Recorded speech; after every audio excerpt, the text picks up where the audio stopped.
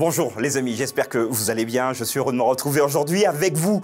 Voilà, c'est un moment que nous passons régulièrement ensemble pour nous booster et pour réfléchir surtout sur ce que le Christ, Dieu lui-même, nous propose. La persévérance du chrétien.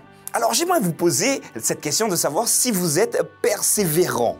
Et si oui, quelle astuce avez-vous pour rester dans cette dynamique? N'hésitez pas à mettre vos réponses en commentaire. Ça aidera également ceux qui lisent les commentaires à avoir des pistes pour qu'ils soient eux-mêmes persévérants. Nous allons aborder ce sujet aujourd'hui.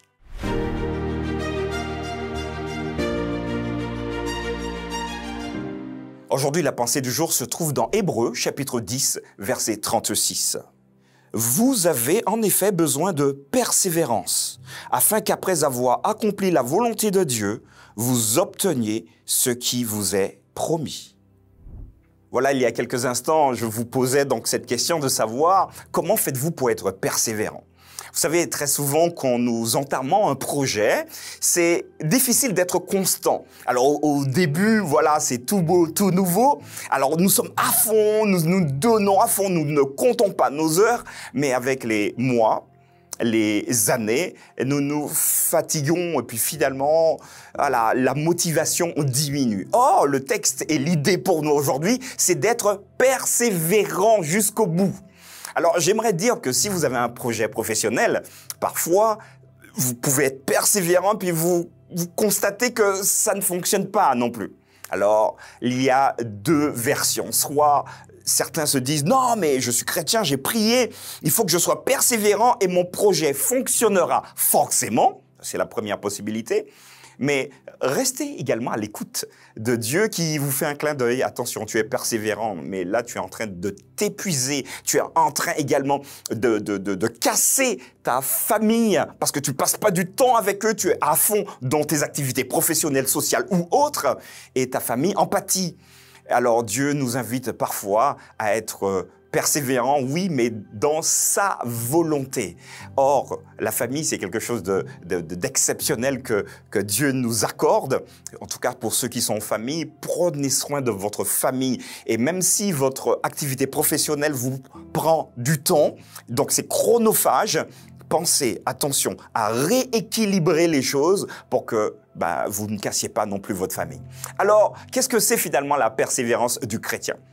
Le verset que nous avons abordé ici nous encourage à remettre d'abord nos préoccupations, nos projets et nos décisions entre les mains de Dieu. Alors êtes-vous prêts? Parce que nous sommes en période de rentrée aussi à mettre vos projets dans les mains de Dieu en lui disant voilà Seigneur, moi je veux faire ça, je te demande de m'accompagner, mais surtout si tu vois que dans cette direction c'est pas la bonne, arrête-moi. Donc, ne disons pas non plus que nous sommes persévérants, même si Dieu nous dit, écoute, continue pas. Non, mais Seigneur, tu m'as demandé d'être persévérant, donc j'y vais. Attention également de pouvoir être malléable, de pouvoir changer de braquet. Alors, lorsque nous faisons face à des obstacles ou à des échecs, il est sage, me semble-t-il, de rechercher la direction divine et d'être prêt à changer de voie si c'est nécessaire.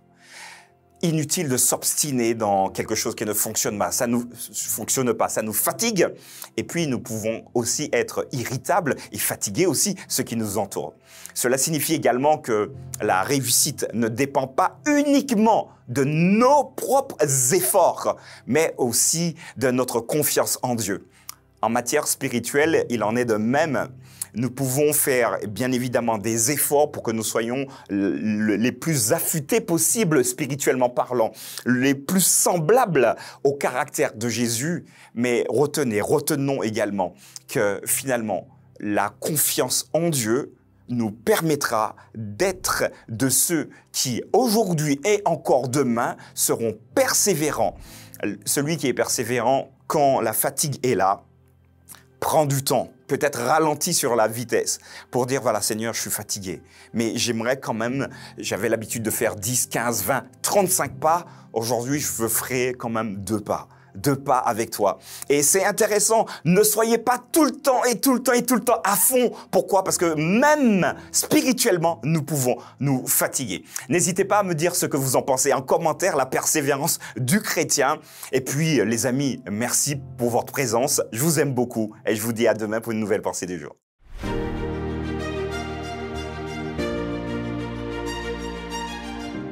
Voilà les amis, nous avons donc abordé ce thème de la persévérance. Vraiment, n'hésitez pas à mettre sur vos groupes. Merci pour ceux qui partagent avec d'autres.